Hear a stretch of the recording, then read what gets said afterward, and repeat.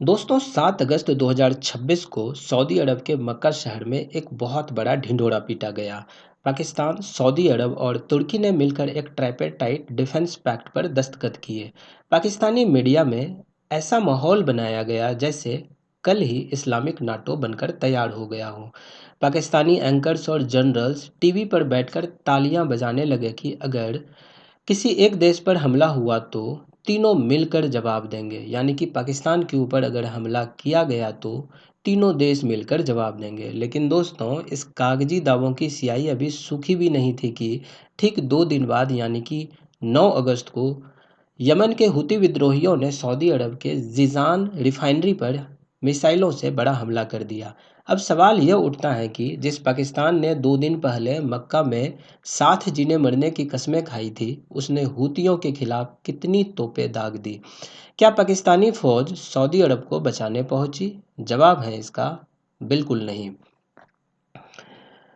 आइए आपको इस पूरे ड्रामे की क्रोनोलॉजी को समझाते हैं। 7 अगस्त को मक्का में डील साइन होती है। 9 अगस्त को जजान रिफाइनरी पर हमला होता है।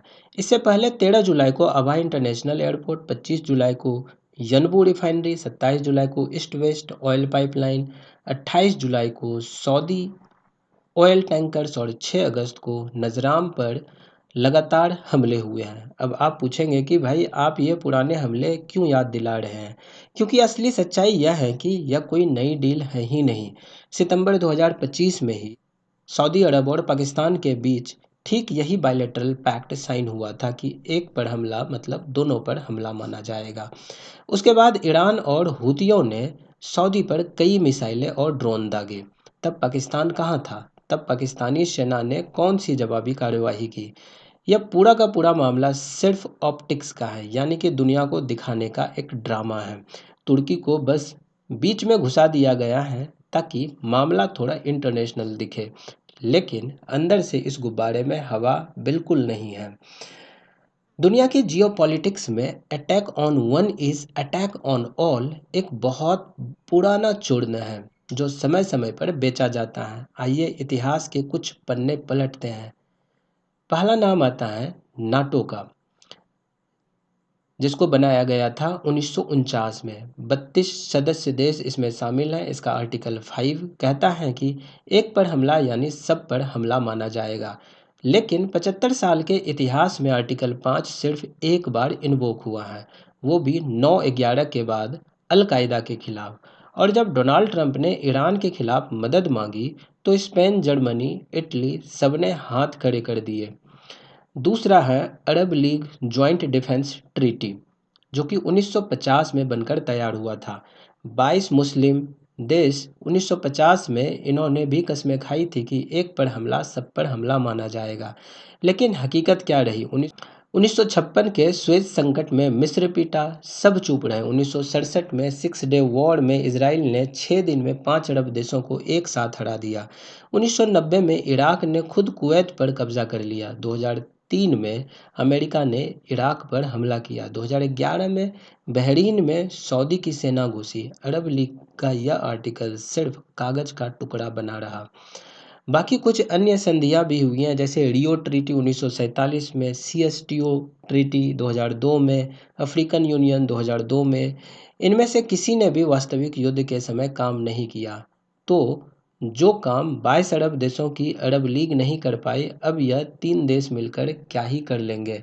आप लोग कमेंट बॉक्स में कमेंट करके अपने विचार को हमें बता सकते हैं।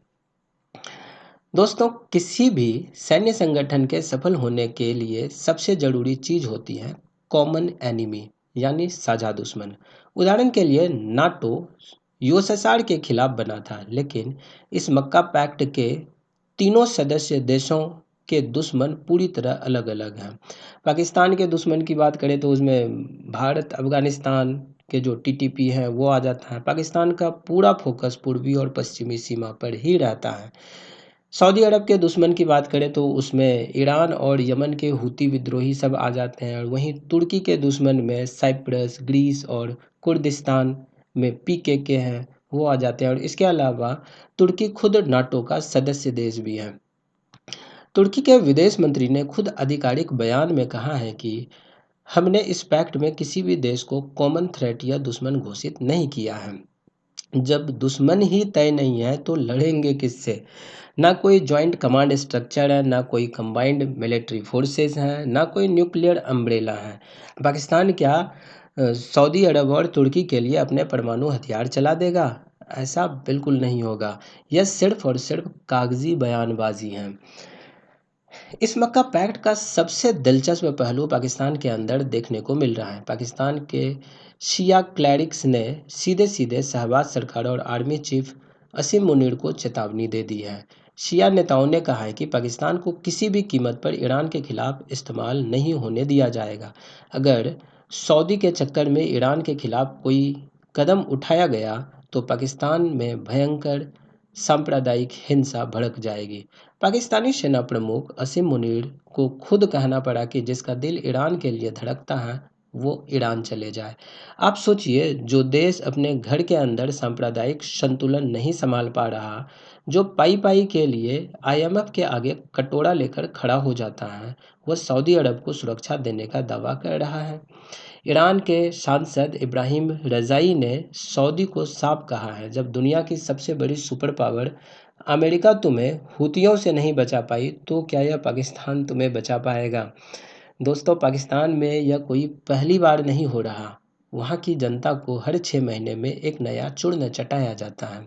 कभी कहा जाता है सीपेक से दूध और शहद की नदियाँ बहेंगी।